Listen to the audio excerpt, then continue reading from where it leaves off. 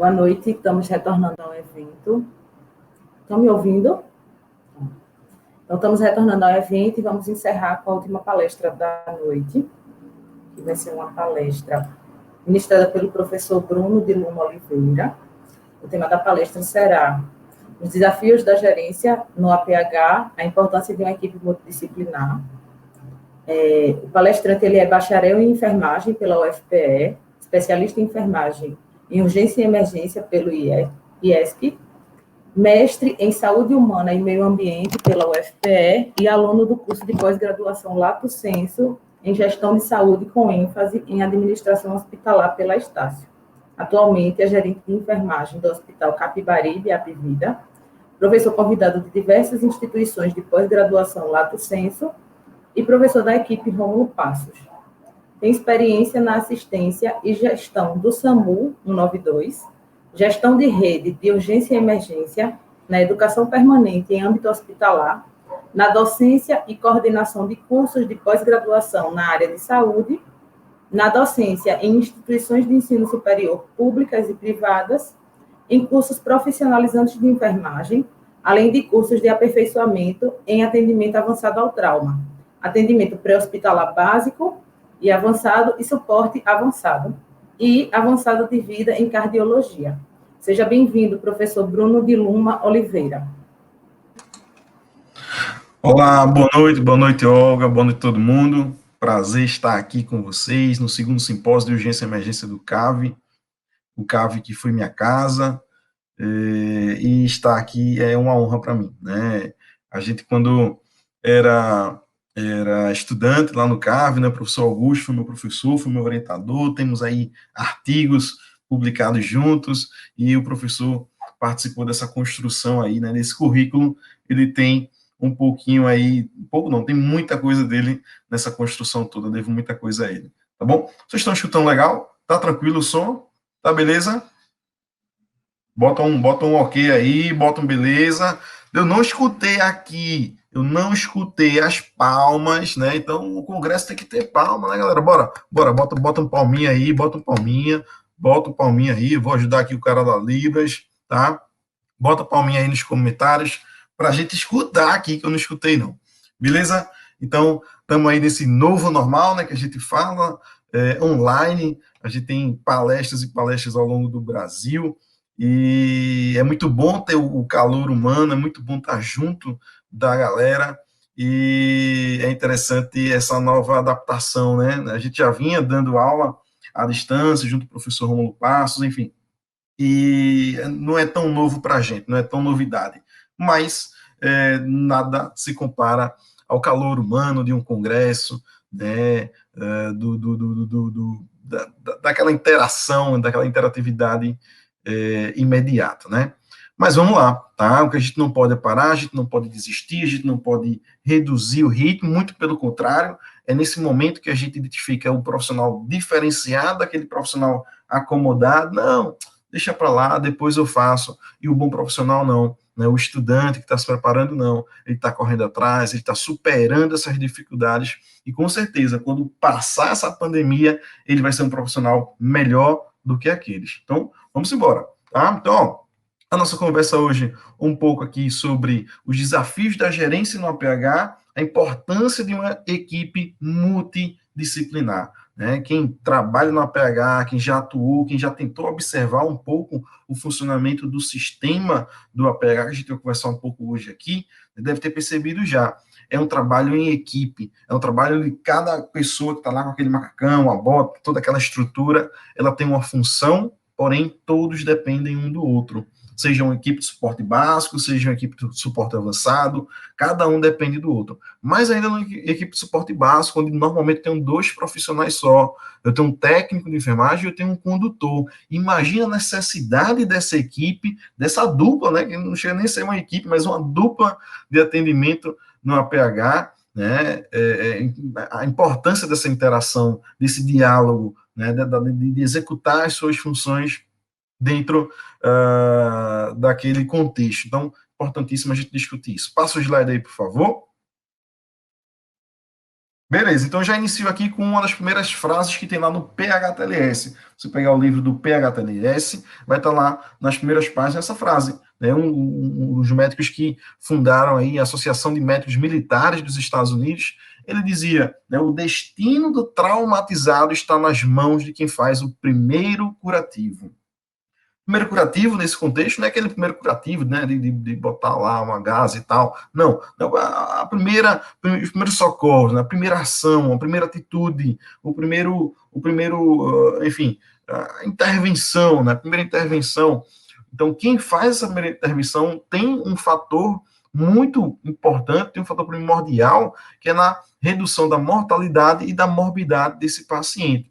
Então, se você tem um bom atendimento de APH, se você tem um atendimento pré-hospitalar, lá na cena, lá no local do atendimento, bom, de qualidade, né, com estrutura física, por exemplo, uma boa viatura, né, bem equipada, uma boa equipe bem treinada, isso sim vai garantir a redução da morbidade e da mortalidade dos nossos doentes, né? Quando a gente fala de trauma, trauma também é uma doença, né? Também a gente pode discutir trauma, existe uma discussão por trás disso, também é uma doença. Quando eu tenho um vetor, por exemplo, um veículo, uma moto, né? Eu tenho um hospedeiro, que é o ser humano, é o homem, né? Que tomou suas cachaças, pegou a moto, e aí isso é um hospedeiro, e a doença que é o trauma, né? E como toda doença, também pode ser prevenida, né? O trauma pode ser prevenido, né? Então, importante a gente pensar nisso, porque a gente precisa pensar enquanto formulador de políticas públicas para prevenir o trauma,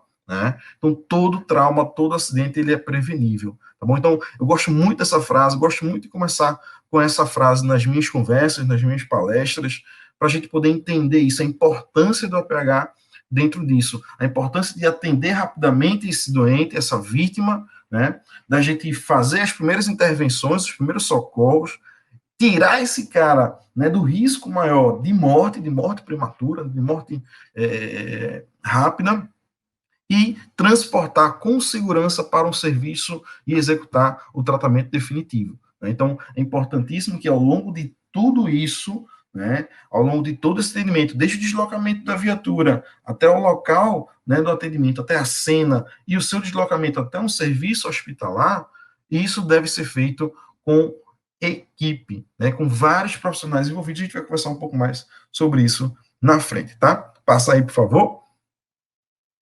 Beleza, só para a gente ilustrar um pouquinho, né, o atendimento pré-hospitalar no Brasil, ele é normatizado por algumas portarias, por algumas legislações, digamos assim. Tá? Então, importantíssimo, a gente fala, o professor de concurso tem que estar sempre falando da portaria 2048, que ela normatizou o SAMU, e aí em 2003 foi que houve aí a implantação da Política Nacional de Atenção às Urgências. Essa política nacional, aí ela deixa muito mais claro isso, da importância desse atendimento multidisciplinar.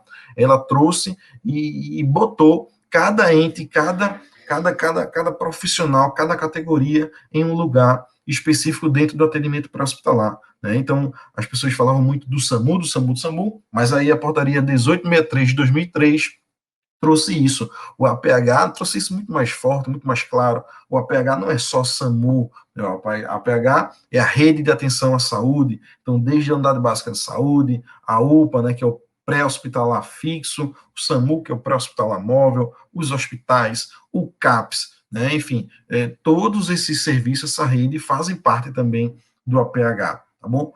E aí envolve também outros entes como bombeiros, policiais rodoviários, policiais civis, enfim, uma série de categorias, de profissões que participam disso. Imagina, eu tenho até uma foto mais na frente. Pode passar aí, por favor. Pode passar o slide?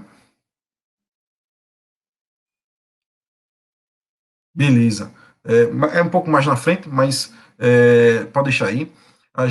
Eu vou mostrar, por exemplo, um acidente de trânsito, onde eu tenho uma rede elétrica, né, no local ali que também sofreu algum tipo de impacto e está levando um risco, tanto para as vítimas daquele acidente, quanto para quem vai socorrer. Né? Então, é importantíssimo que antes disso, a CELP, no caso aqui nosso de Pernambuco, né, a companhia energética, vá lá e faça o desligamento da rede para que possa fazer o atendimento com segurança, né? Lembrando aí daquela primeira premissa do APH, da sua segurança em primeiro lugar sempre, tá bom? Antes da gente conversar um pouco sobre isso, só para a gente entender essa organização do APH brasileiro, o APH brasileiro é uma mistura, né, do APH francês com o APH americano. Digamos que é uma mistura. Ele é originalmente inspirado no APH francês, onde eu tenho médicos regulando esse serviço de atendimento móvel, tá? Inclusive na França é o mesmo nome, né? É SAMU também, claro que é uma fala diferente, uma pronúncia diferente, mas é SAMU também, as viaturas lá tem SAMU também na sua carroceria, né? Já nos Estados Unidos, a gente tem um modelo dos paramédicos, né, que não são médicos, não são enfermeiros, não são técnicos de enfermagem, são técnicos em emergência, né? Então, eles fazem um curso específico para isso, e, obviamente, dentro da legislação norte-americana, eles têm uma possibilidade de realização de procedimentos, de intervenções muito grande, apesar de não serem propriamente profissionais de saúde com formação de nível superior, enfim. E o Brasil, né, e aí são técnicos, né, são nível técnico. E o Brasil pegou o modelo francês e trouxe uma adaptação com o americano, colocando aí uma central de regulação com um médico regulador, né, ele que vai ordenar essa movimentação, tanto do atendimento, qual viatura vai, se vai uma unidade básica de saúde, unidade de suporte básico, se vai uma unidade de suporte avançado. Então, ele vai definir isso com base nos critérios de gravidade do caso. Então, ele vai receber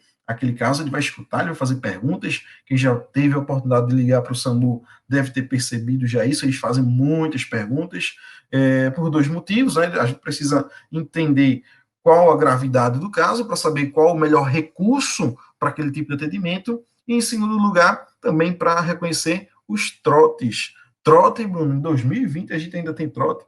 Tem, né?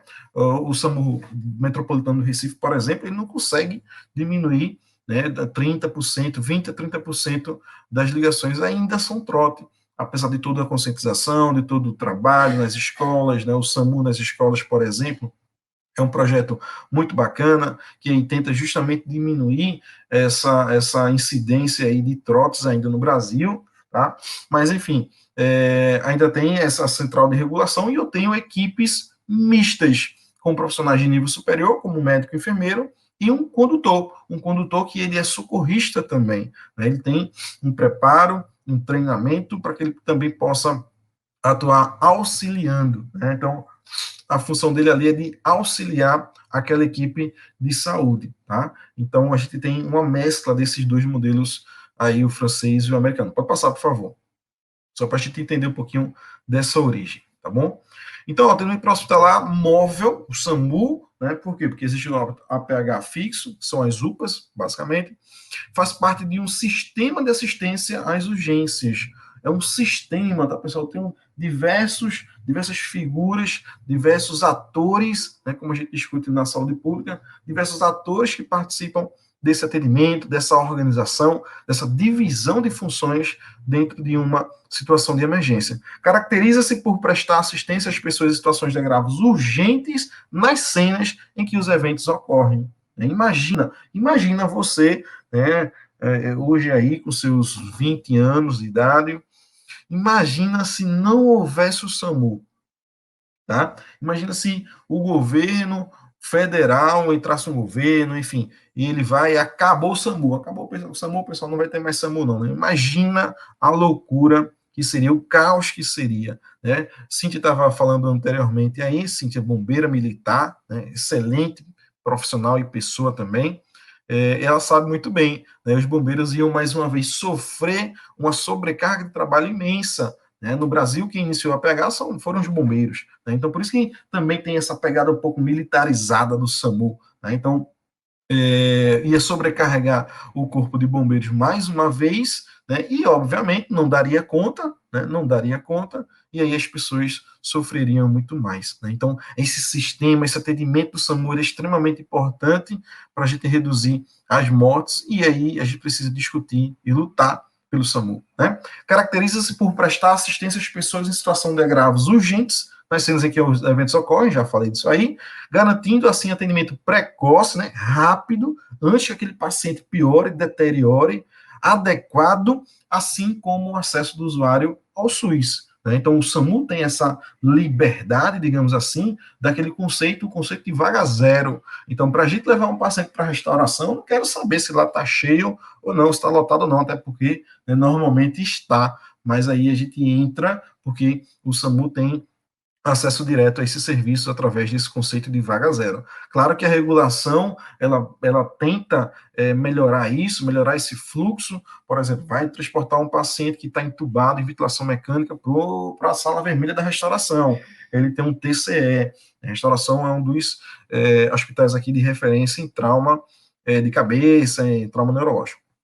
E aí, normalmente, a central de regulação entra em contato com a sala vermelha do HR e procura saber, ou de qualquer outro hospital, procura saber se tem fonte de oxigênio, porque muitas vezes não tem fonte de oxigênio, e que, por isso, né, é sinal aí, é motivo de conflitos da equipe do APH, né, com conflitos aí da equipe, com a equipe do intra-hospitalar. Né? Quantas vezes a gente teve aquele estresse, aquele atrito, porque o médico lá do hospital não quer receber o nosso paciente, porque não tem leito, porque não tem maca, porque não tem fonte de oxigênio, né? E aí começa, mais uma vez, a necessidade dessa equipe, principalmente do enfermeiro, vou falar mais na frente, de saber gerenciar esse conflito, né? De saber entender a situação, né? Utilizar os recursos que ele tem, por exemplo, a central de regulação, então entra em contato com a central de regulação, passa a situação, escuta qual vai ser a orientação, pode ser que ele seja orientado a buscar outro hospital, outro serviço. Né? Então, importantíssimo a gente pensar nisso aí, tá? E o APH pode influir, como eu já falei, positivamente nas taxas de morbidade e de mortalidade. Então, se eu tenho um acidente, se eu chego lá muito rápido, né, ou a gente poderia até estar discutindo aqui, deveria ter colocado na distribuição bimodal e trimodal do trauma, né? Então, quando eu atendo rápido, quando eu chego rápido, eu vou conseguir reduzir o segundo pico de morte, né, nesse paciente. Então, é importantíssimo esse tempo-resposta. E aí, no Brasil, tem uma série de complicações para a gente manter um tempo-resposta adequado, tá bom? Professor Augusto, quando tiver muito próximo aí de terminar, me avise aqui que a gente dá uma acelerada, tá? Senão a gente fica conversando muito tempo. Então, a gente precisa de um tempo-resposta adequado. Na nossa realidade, das grandes cidades, por exemplo, né, principalmente aqui em Recife, esse trânsito caótico, um dos piores do país, né, a gente tem um tempo-resposta alto. Imagina o SAMU que fica ali na Boa Vista, no bairro da Boa Vista, no horário de pico, né, e ele precisa se deslocar para outro bairro distante. Né? Então, antigamente, tinha esse tempo-resposta muito alto, né, e aí houve uma descentralização da base do SAMU. Era só lá na Boa Vista, hoje a gente tem várias centrais, ou desculpa, várias bases descentralizadas do SAMU Recife em pontos estratégicos, em bairros mais distantes, em bairros em localizações estratégicas. Então, isso diminuiu o tempo-resposta, consequentemente, melhora o atendimento, porque eu chego mais rápido e eu consigo controlar a situação. Eu tenho um paciente grave, tenho um paciente sangrando, então, quanto mais rápido eu chego, menos sangue ele perde, melhor a oxigenação, esse paciente vai sobreviver. Então, essa lógica a gente tem que ter, essa lógica que eu preciso buscar sempre para o meu APH. Pode passar. Beleza. E aí, ó, a gente fala muito da cena, né? Assim como numa cena de novela, uma cena de teatro, não é feito só dos atores, né? Só com os atores. Claro que a gente tem um protagonista, né? O galã bonitão, né? Tem a bonitona lá, né? Tem as traições, né? Os roubos, enfim, as corrupções. Isso é o que chama atenção. Mas se não tiver uma cena por trás, se não tiver figurantes, se não tiver um cenário, né, objetos contextualizando aquela cena, aquela época, eu não vou ter uma cena, eu vou ter um monólogo de uma pessoa falando ali aleatoriamente. Então, a cena é porque a gente leva em consideração não só a vítima, não só a vítima está lá no chão sangrando, gemendo, gritando, reclamando porque o SAMU demorou, né? Mas eu levo em consideração tudo, como é que o carro está, né? A deformação do carro, como bateu, como colidiu, se capotou, então a cinemática do trauma, a segurança da cena, quem está na cena, se eu já tenho polícia isolando a área, né, se eu estou num ambiente de risco, se eu não estou, enfim, eu observo tudo isso, né, isso faz parte da cena, isso tudo vai me dar informação, me dar respaldo para conduzir melhor o caso e conseguir controlar o mais rápido possível.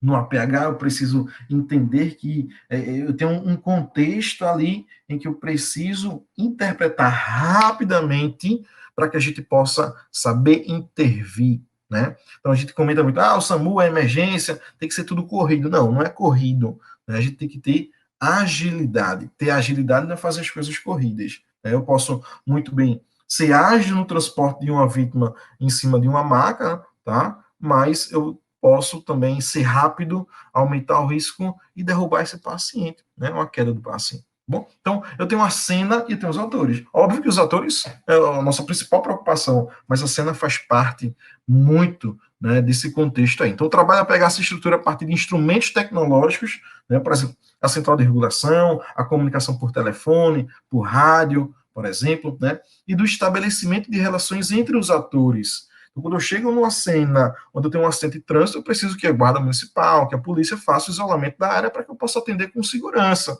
Para isso, eu preciso estabelecer uma relação entre o SAMU, entre nós, profissionais de saúde, e o cara que está lá no guarda municipal, né, o cara que é Polícia Rodoviária Federal, ok? Então, a gente precisa interagir com isso. Chegou na cena, o veículo está em chamas, está pegando fogo. E aí, claro que o SAMU vai fazer o quê? A gente não tem o que fazer, só se for pegar um soro, abrir um soro e jogar lá, não vai adiantar de nada, né? O que a gente pode fazer? Bombeiro, chama a nossa amiga Cíntia, tá? A Cíntia vai vir lá com o carro lá do bombeiro tal, e vai apagar aquele fogo da forma correta, utilizando técnica correta, né, com todo o treinamento, aparato, EPI que eles têm, tá? Então, eu preciso estabelecer essas relações entre os atores. E ninguém é mais importante que ninguém. Eu acho que a ideia, a filosofia que a gente tem que destacar aqui, dizer aqui hoje, é isso. No APH, eu não tenho um profissional que é mais importante do que o outro. Porque se o médico falha, a equipe vai falhar, o atendimento vai falhar. Se o enfermeiro falha, o atendimento vai ficar falho. Se o técnico não sabe agir, não tem treinamento, não tem equipamento, não tem material, também vai prejudicar. Então, todo mundo tem que estar ali treinado e tem que ter equipamento, tem que ter ferramentas. Como eu sempre falo, não existe um mecânico bom sem ferramentas. Não existe. A gente precisa ter ferramentas, né? Então, é mais ou menos isso aí. Caracteriza-se como um trabalho coletivo, cujo resultado, eu botei até em negrito, cujo resultado depende dos atos de cada um desses atores. Tá? O resultado depende dos atos de cada um desses atores. Então, a atuação, né, a função de cada um sendo executada da melhor forma possível é o que vai garantir um bom resultado. E o que é um bom resultado? É deixar o nosso paciente vivo no hospital. Né? Basicamente isso, deixar o cara vivo, deixar o cara em condições para iniciar o atendimento, iniciar o tratamento definitivo dele, e aí, obviamente, ele sair daquela condição, sobreviver, sair do hospital, voltar às suas atividades normais, voltar a produzir, voltar a trabalhar, né? Isso aí tudo faz parte do nosso atendimento, tá? Quando a gente trabalha no interior, isso é bem legal. De vez ou outra a gente recebe ou fica sabendo, né, de um paciente nosso, um paciente muitas vezes grave e tal, e que sobreviveu, que voltou às atividades. A gente já recebeu presente na base, né, desses pacientes. Enfim, no interior isso é mais forte. Na capital, no entanto, é mais difícil, a equipe é maior, enfim.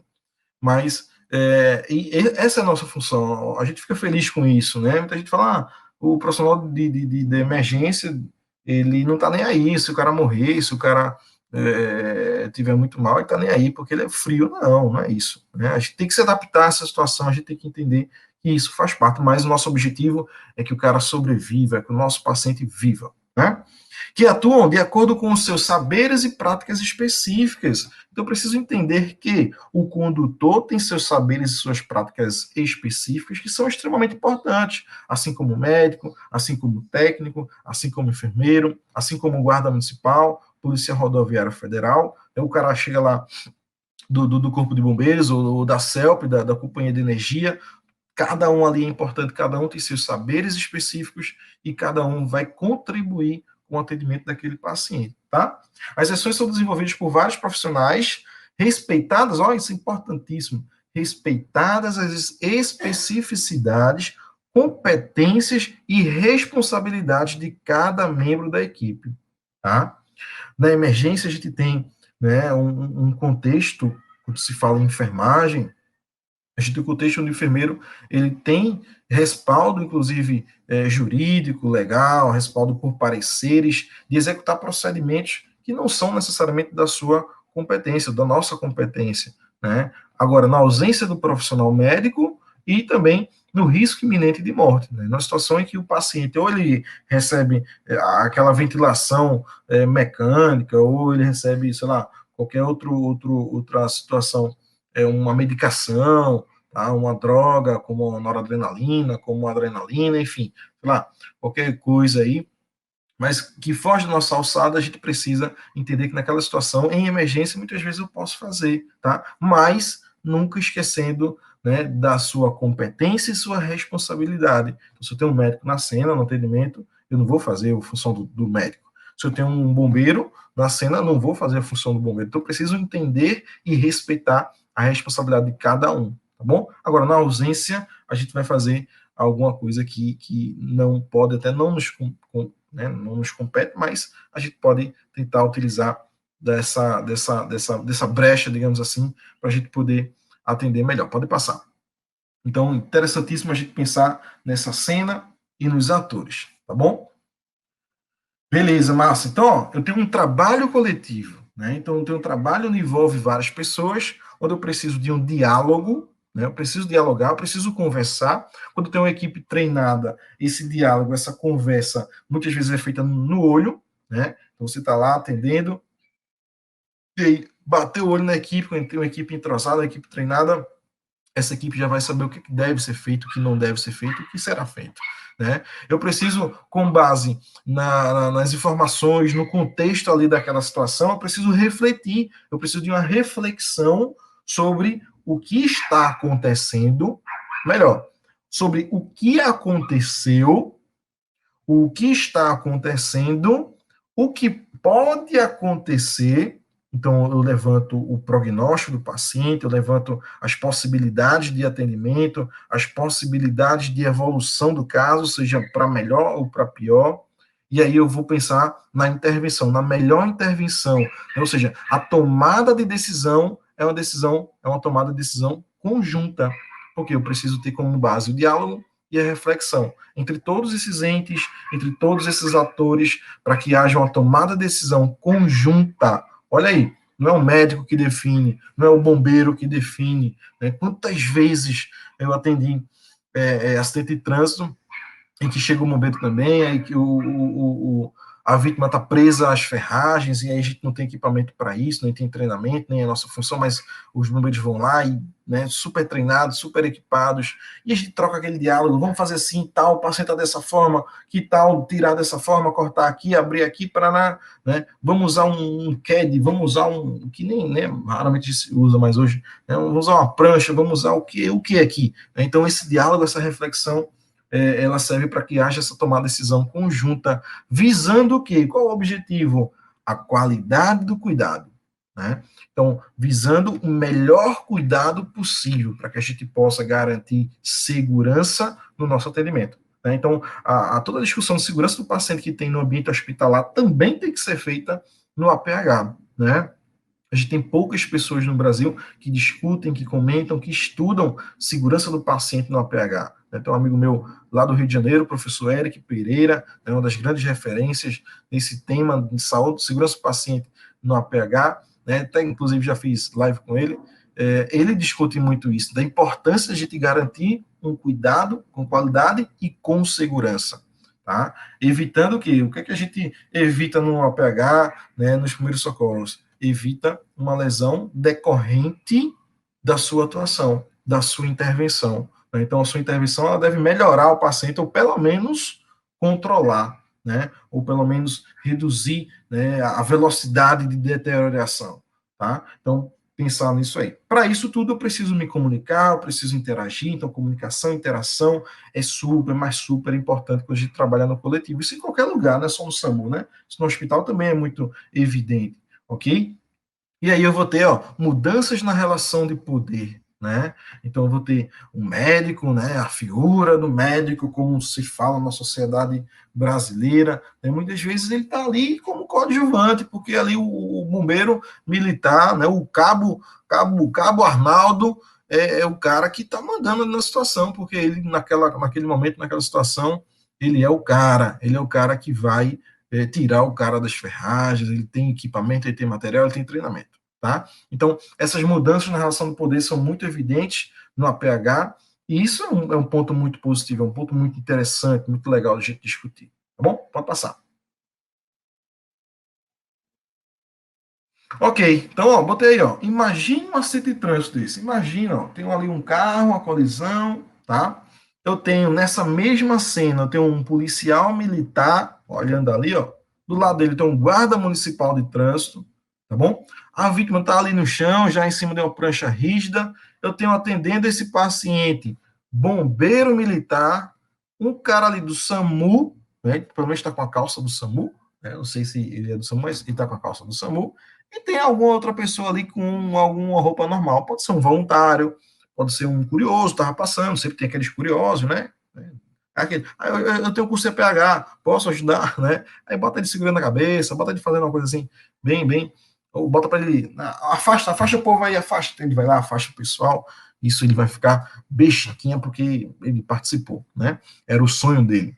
Então, você olha nessa cena aí, eu ainda até colei aqui um cara da Celp, olhando aqui a fiação, os fios, né, que o carro pode ter batido ali no poste, ó, e caído fio de alta tensão, enfim. Né, eu já atendi um caso, por exemplo, de um senhor que ele era motorista de caminhão, de caçamba, ele foi descarregar uma carrada de areia, e aí quando ele elevou a caçamba tocou nos fios, né? O caminhão ficou todo energizado. Quando ele abriu a porta do veículo para descer, ele sofreu descarga, né? E aí teve uma parada cardiorrespiratória, a gente foi chamado e tal.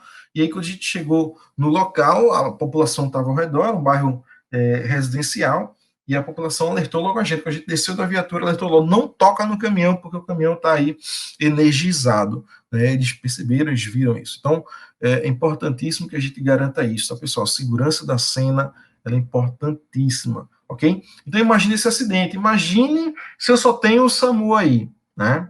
Imagine se eu só tenho o bombeiro, se eu só tenho um guarda municipal, né? O atendimento não seria de boa qualidade, como é com todos esses entes, né? Com todos esses atores, né? O guarda municipal orientando o trânsito, a polícia protegendo o paciente, protegendo a equipe, né? O bombeiro com a sua força física, né? Com os seus materiais, né? O SAMU com sua visão clínica. Então, tudo se complementa. Né? Quando tudo se complementa, a gente consegue atuar melhor, tá bom? Pode passar. E aí, ó, nesse contexto todo, surge o enfermeiro, surge a figura do enfermeiro, da enfermeira como agente articulador e integrador. Dentro da categoria de saúde, pessoal, eu acho que eu posso até falar alguma besteira aqui, mas eu acho que não tem nenhum profissional mais capacitado, mais orientado, com mais preparo para gerenciar do que o enfermeiro, né? Então, a gente pode e deve assumir esse papel de articulador e de integrador. Né? Integrador da equipe de suporte básico com a equipe de suporte avançado, integrador do SAMU junto com o Corpo de Bombeiros, né? Do SAMU junto com a polícia. Então, é importantíssima essa figura do enfermeiro. É muito comum a gente ver isso. Além disso, o enfermeiro ele assume um papel de gestão também, não só do conflito ali no local, mas de gestão da viatura, né, de manutenção, ele observa isso, ele aciona a manutenção, ele aciona a coordenação, se ele não já for o coordenador, né, de gerir, por exemplo, os equipamentos, os materiais, os insumos que estão nessa viatura, garantindo que ela esteja pronta para o atendimento, assim que necessário, assim que possível, né, então o enfermeiro tem muito essa pegada, essa visão, e aí deixo esse recado para os nossos colegas enfermeiros, né, acho que aqui 99% são enfermeiros, mas é isso, tá? Assumam esse papel. É esse papel que o médico ele espera de você, que o técnico de enfermagem mais ainda espera de você como líder, né, dele, como supervisão direta dele. Então, assuma esse papel de articulador, de integrador, não assumam o papel de desestabilizador da situação, que é o que a gente vê muitas vezes, infelizmente. Né? Pode passar.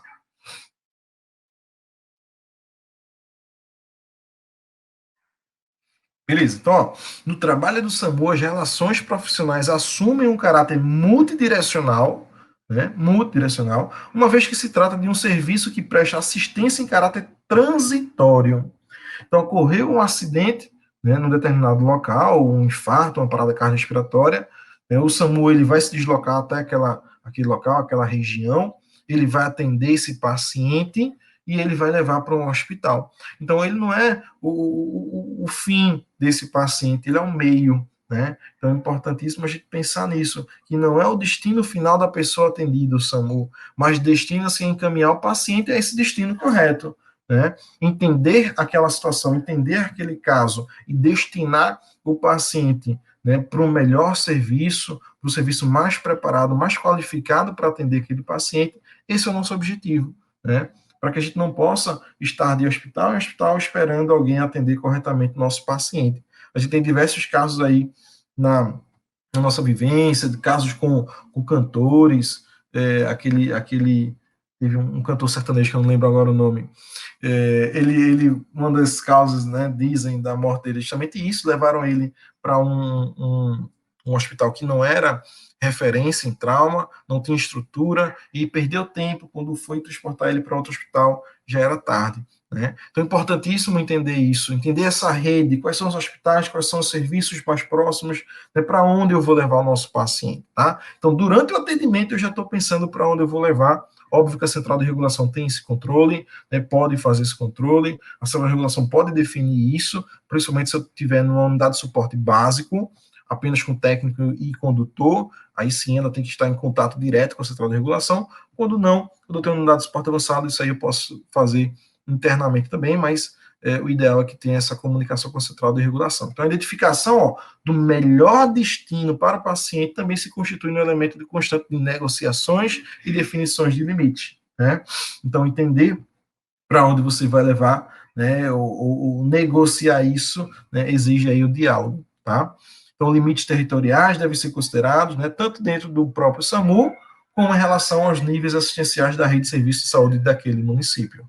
Tá? Então, preciso entender a organização geográfica para pensar no tempo, né, no tempo resposta, em quanto tempo eu vou chegar naquele local, bem como na estrutura que vai receber aquele paciente. Pode passar. Tá terminando já, tá, pessoal? Então, ó, eu preciso gerenciar os conflitos. Conflitos muitas vezes por atribuições diferentes. Imagina essa foto, ó, que legal, né? Eu tenho, vê que interessante essa foto. Eu tenho 4 bombeiros militares transportando uma vítima ali numa prancha rígida para uma viatura do SAMU, né? Por que eles não transportaram para a viatura dele, do bombeiro? Né? Então, isso é um conflito, muitas vezes, que acontece. Você chega no local do acidente, o bombeiro já chegou lá, já está atendendo o paciente, mas ele não leva o paciente. Por que não? Né? E aí ele bota na viatura do SAMU, tem uma técnica, eu acho, não sei quem é, ali na frente, né, se preparando para subir na viatura, preparar aquele local para receber aquele paciente. Então, como é que a gente gerencia esses conflitos aí por atribuições? Por que o bombeiro não leva? Né? Esse paciente tem necessidades clínicas que exigem um acesso venoso, exigem uma droga, uma medicação, uma intervenção clínica, né? Se sim, obviamente, o SAMU ele é mais adequado para isso, né? Se não, poderia muito bem o Corpo de Bombeiros levar esse paciente. Né? Então, alguns estados, o Corpo Bombeiro não pode fazer um acesso venoso, como aqui em Pernambuco, né? A gente já sabe muito bem disso. Mas outros estados, como, por exemplo, Rio de Janeiro, Distrito Federal, São Paulo, eu tenho médico no Corpo Bombeiros, eu tenho enfermeiro no Corpo Bombeiros. Então, depende também dessa conformação, dessas atribuições diferentes de cada equipe. Eu achei muito legal essa foto. 4 bombeiros transportando o paciente para dentro da viatura do SAMU. Oh, danado, porque leva para o bombeiro. Né? Beleza, pode passar aí o slide. Mas isso aí é super, super importante. Então, ó, possibilidades de complementaridade das suas ações. Então, eu estou vendo essa situação aqui, ó, né? Eu tenho uma técnica de enfermagem ali na frente, né? Sem segurar o paciente, eu tenho 4 homens, né, bombeiros militares transportando o paciente. Então, as ações de cada um aí, né? Então, os caras têm mais força física, os caras, né, estão ali mais dispostos, então eles levaram o paciente, fizeram o serviço braçal enquanto a técnica, enfermeira, médica, sei lá o que ela vai atender e fazer os procedimentos naquele paciente. Então, é mais ou menos isso, né? Um complementando, cada um garantindo a sua função, garantindo o atendimento correto, o melhor atendimento possível. Pode passar. E aí, eu tenho fatores que interferem nesse atendimento. Pode passar. Pode ir passando aí. Então, ó, condições do doente, então a gravidade do paciente, óbvio, né, eu preciso entender a gravidade do paciente para definir quem vai atender, para onde eu vou levar esse paciente, a situação, né, então a cena, né, o local do atendimento, a posição da vítima no carro, no veículo, por exemplo, isso vai definir como eu vou retirar esse paciente, né, quais as necessidades desse paciente, pode passar. A qualificação da equipe, já falei para vocês, eu posso ter uma unidade de suporte avançado, uma unidade de suporte básico, um técnico e condutor, avançado, condutor, enfermeiro e médico, tá? Eu tenho o corpo bombeiros e eu tenho uma discussão aí do suporte intermediário de vida, a CIV, né? O suporte intermediário de vida, que é aquela viatura que é tripulada por um técnico de enfermagem, um condutor e um enfermeiro, né? Então, toda a discussão que existe do COREM, do COFEM, de ter uma supervisão direta do enfermeiro com o técnico, tá? Então, existe essa discussão, é uma forma que a gente, é uma luta que a gente tem, isso aí vai ampliar a capacidade do mercado de absorver os enfermeiros e, obviamente, vai garantir uma assistência melhor para o nosso paciente. Eu vou ter mais uma pessoa de nível superior atendendo aquele paciente. Então, recursos disponíveis, então, os equipamentos, então, posso estar dentro de um UTI imóvel, mas com um desfibrilador quebrado, como já aconteceu, né, na minha atuação, na minha vida. Né, um ventilador, uma unidade de suporte avançado, sem um ventilador mecânico, e a gente transportar o paciente ventilando no ambu, né? Então, eu dependo muito desses recursos disponíveis. Existe toda a discussão hoje sobre restrição do movimento da coluna. Né? Eu tenho uma prancha scoop, né? Eu tenho uma maca vácuo, né? Não é realidade no Brasil. Então, esses recursos disponíveis também vão interferir em como eu vou atender esse caso. E os protocolos locais, né? Então, adaptar para a realidade local. Eu tenho um PHTNS, que é um protocolo americano, né? Embasado aí na realidade americana. Ele se aplica ao Brasil totalmente? Nem sempre, né? Mas é interessante a gente pensar e adaptar esses protocolos. Sempre ter, sempre falo muito nisso, pego muito nessa tecla, pensamento crítico, né? Em todas as fases do tratamento do paciente. Né? Então, pensar, raciocinar, refletir sobre qual a melhor conduta, para onde eu vou levar, né? Quem vai levar. Então, esse pensamento crítico é importantíssimo em todas as situações. Pode passar. Então, ó, a solidariedade é um notável efeito da divisão do trabalho, né? Você tem que ser solidário. Você viu lá, né, os bombeiros transportando lá o paciente, que é mais pesado, um trabalho mais braçal, enquanto a técnica, enfermeira, médica, sei lá, né, estava lá se preparando para fazer as intervenções, tá? À medida que as funções divididas têm o seu rendimento maximizado. Então, se eu divido as funções, se eu tenho solidariedade entre os profissionais, entre os atores, esse atendimento vai ter um rendimento maior. Né? Então, eu vou cansar menos, eu vou ter um esforço muscular, um esforço, né, mental menor, porque cada um está fazendo sua função. Né? Além do que, na solidariedade da divisão de trabalho, os indivíduos completam-se mutuamente, já que isolados, todos são incompletos. Né? Tem até uma frase de Pink Floyd, que eu sou fã de Pink Floyd, ele diz que unidos nos manteremos em pé, divididos caímos. Né? Então, mais ou menos isso no APH é dessa forma, não tem como ser diferente disso. Pode passar. Então, os modelos atuais de gestão trazem o conceito de inovação, de flexibilidade, de trabalho em equipe, decisões descentralizadas, tá bom? Estes novos modelos refletem a busca de caminhos para melhorar o desempenho organizacional por meio de uma participação mais efetiva de todos os envolvidos nos processos administrativos e operacionais, né? Então, uma divisão das funções, cada um fazendo sua parte e eles se complementando. Pode passar. Como enfermeiro, ó, tem a função de atuar como gestor situacional. E além de prestar o atendimento necessário para a sobrevida da vítima, também precisa ter um bom relacionamento com a sua equipe e saber quais são as suas funções. Né? Então, saber qual a função do técnico, do enfermeiro, do condutor, do médico. Né? Então, cada um tem que entender a sua função e o enfermeiro tem muito esse caráter de gestão, né? De gestão situacional, gestão daquela situação. Okay? Além disso, deve reconhecer o valor do outro e do trabalho grupal. visando estabelecer uma liderança responsável e ética, né, sem assédio moral, né, sem exigir funções ou atribuições que não é de competência daquele profissional. Então, tudo isso é importantíssimo a gente discutir enquanto equipe multidisciplinar. Pode passar. Ok? Então, só reforçando esse caráter multidisciplinar, né? Essa necessidade de atuar no SAMU pensando numa equipe, tá? E mais do que nunca eu preciso, para isso, né? Ter humildade. Eu sempre digo isso, né? A gente trabalha com um médico né, que nem pisa no chão, isso atrapalha muito. Diferente de um médico o cara é super humilde, o cara é super acessível, super parceiro, não tem isso com ele, né, eu não transporto paciente na maca, né? Como eu já trabalhei com médico que não pega peso, né? Entre outros não, entre outros que sobe no caminhão, faz de tudo, tal, enfim. Então, a humildade de qualquer profissional, né? Já trabalhei com condutor também boçal, né? Então, um técnico, um enfermeiro, com qualquer profissional, né? Então, para isso a gente precisa de ter humildade, né? Da gente entender a nossa função, entender a nossa atribuição, entender que cada um tem a sua limitação também legal, digamos assim, ter esse cuidado, tá bom? Fica aí meu e-mail, profbrunoluna@gmail.com, o meu Instagram, prof.brunoluna, me sigam lá, só tenho 31 mil seguidores, Augusto, eu preciso de mais alguns, tá bom? E aí fica o meu abraço, meu agradecimento, é sempre uma honra, e você sabe que me chamar, eu estarei do seu lado sempre. Gostaria de agradecer ao Bruno, que sempre foi nosso parceiro aí, foi nosso aluno e é um profissional que atua na área de urgência e emergência há muitos anos, desde antes de se formar, né, Bruno?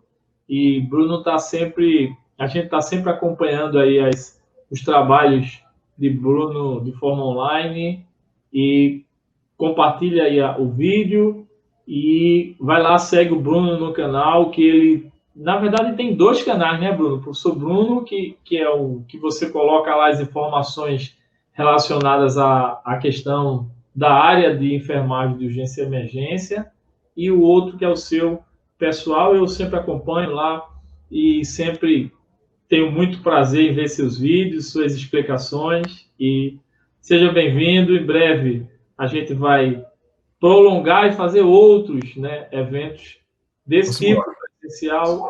E você é um cara bastante especial na universidade e foi nosso professor também.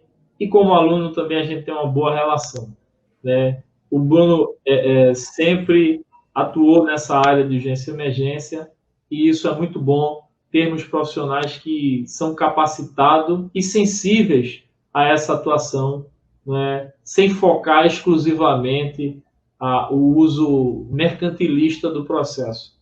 Parabéns, agradeço, Bruno, a sua palestra, foi excelente. Né, pelos comentários no chat aqui, a gente já percebe suas fãs, né, suas fãs aí na palestra, eu sempre acompanho. E só tenho a agradecer, meu amigo. Só agradecer a tudo que você vem fazendo aí por nós, tá certo? Massa, meu querido. Muito obrigado. E tamo junto. Muito abraço na família. Eu gostaria de agradecer também a equipe do pessoal de tradução de Libras, o Alisson, o Anderson e a Morgana, né?